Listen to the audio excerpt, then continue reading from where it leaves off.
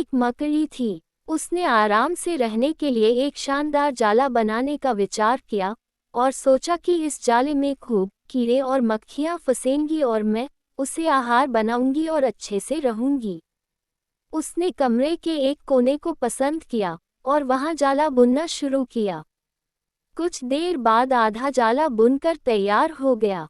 ये देखकर वह मकड़ी काफी खुश हुई कि तभी अचानक उसकी नज़र एक बिल्ली पर पड़ी जो उसे देखकर हंस रही थी।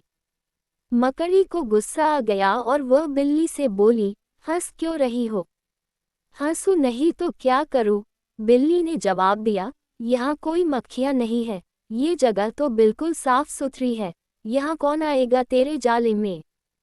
ये बात मकड़ी के गले उतर गई।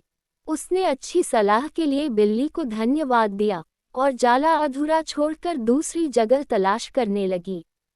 उसने इधर उधर देखा, उसे एक खिड़की नजर आई और फिर उसमें जाला बुनना शुरू किया।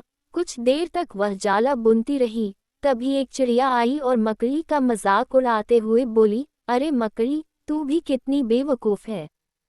क्यों? मकड़ी ने पूछा। चिड़िया उसे समझाने लगी, अरे यहाँ तो खिड़की से बहुत तेज हवा आती है, यहाँ तो तू अपने जाले के साथ ही उड़ जाएगी।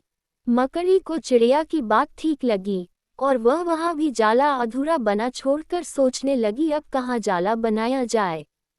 समय काफी बीत चुका था और अब उसे भूख भी लगने लगी थी। अब उसे एक अलमारी का खुला दरवाज़ा दिखा और उसने उसी में अपना जाला बुनना शुरू किया। कुछ जाला बुना ही था, तभी उसे एक कॉकरोच नजर आया जो जाले को अचरज भरे नजरों से देख रहा था। मकड़ी ने पूछा, इस तरह क्यों देख रहे हो?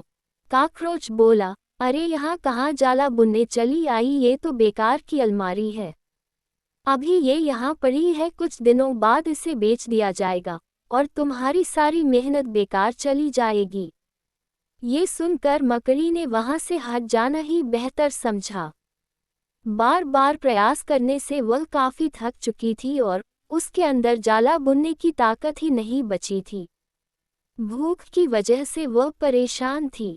उसे पछतावा हो रहा था कि अगर पहले ही जाला बुन लेती तो अच्छा रहता, पर अब वह कुछ नहीं कर सकती थी, उसी हालत में पड़ी रही। जब मकड़ी को लगा कि अब कुछ नहीं हो सकता है तो उसने पास से गुजर रही चींटी से मदद करने का आग्रह किया। चींटी बोली, मैं बहुत देर से तुम्हें देख रही थी, तुम बार बार अपना काम शुरू करती और दूसरों के कहने पर उसे अधूरा छोड़ देती, और जो लोग ऐसा करते हैं उनकी यही हालत होती है। और ऐसा कहते हुए वह अपने रास्ते चली गई और मकड़ी पछताती हुई निढाल पड़ी रही। दोस्तों, हमारी जिंदगी में भी कई बार कुछ ऐसा ही होता है। हम कोई काम शुरू करते हैं, शुरू में तो हम उस काम के लिए बड़े उत्साहित रहते हैं, पर लोगों के बोलने की वजह से उत्साह कम होने लगता है और हम अपना काम बीच में ही छोड़ देते हैं, और जब बाद में पता चलता है कि हम अपने सफलता के कितने नज़दीक थे तो बाद में पछतावे के अलावा कुछ नहीं बचता। दोस्तों, कहानी अच्छी लगी हो तो इसे लाइक करें, शेयर करें और चैनल को सब्सक्राइब ज़रूर करें। धन्यवाद।